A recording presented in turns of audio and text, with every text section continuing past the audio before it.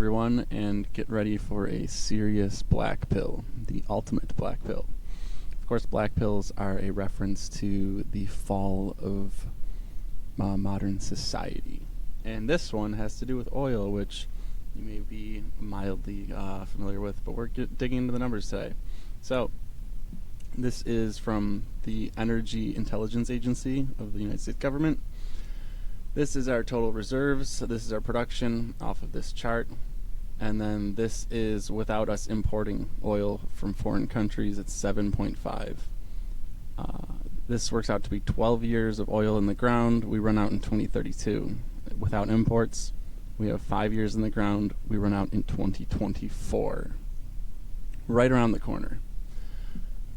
With Ancapistan, these are the estimated reductions in fossil fuel usage on a percentage basis, which multiplies our reserves up to 1,000 years. But you have to remember, this 1,000 year figure is if all of the United States gets converted to Ancapistan with the highest efficiency rating. This range is probably going to be closer to like 98, I would say. Like 97, 98, something like that. So if the United States continues its trajectory, which it 100% will, you could see them burning up 90 to 95% of their reserves, and that means you'd have 13 to 26 years left, even with Ancapistan and a 98% reduction. This is just the nature of things.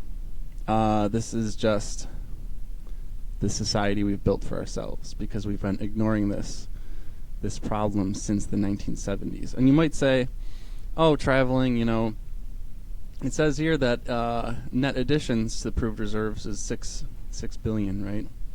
But you can't expect this trend to continue. This is with like powerful, incredible sonar technology looking deep into the crust all over the United States with we're drilling like thousands of feet into the ground and into the Gulf. This includes the Gulf of Mexico, I believe. And these trends, even if they continue for 5 years, even if they continue for 10 years, there's no way this trend is going to continue for 100 years or 250 years or 1,000 years. So why play this game of chicken scientifically and chemically? It's like a scientific game of chicken, right? When eventually the other car is going to come, we're going to run out, and then you don't have enough time to turn the wheel, right? It's really silly, and I would rather just not play it and play it safe, so to speak. So, the inefficiencies we have in our system, if we politically changed, we could probably reduce our reduction by 50 to 75%, but it's impossible to get these kinds of numbers. And the political revolution, sure, it's the age of the internet, sure, it's, 2019, things seem to be moving, they seem to be a little unstable, which is good in my opinion, but you need an overhaul of the system to get that 50 to 75% reduction.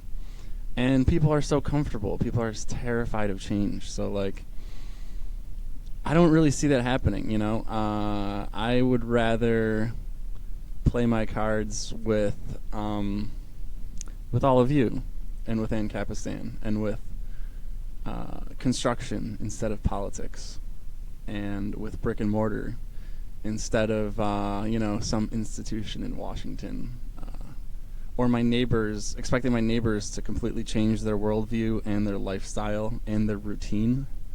I just don't see that happening. I don't think that's going to happen, and I don't think anyone should count on that as a solution. It would be very foolish to do so.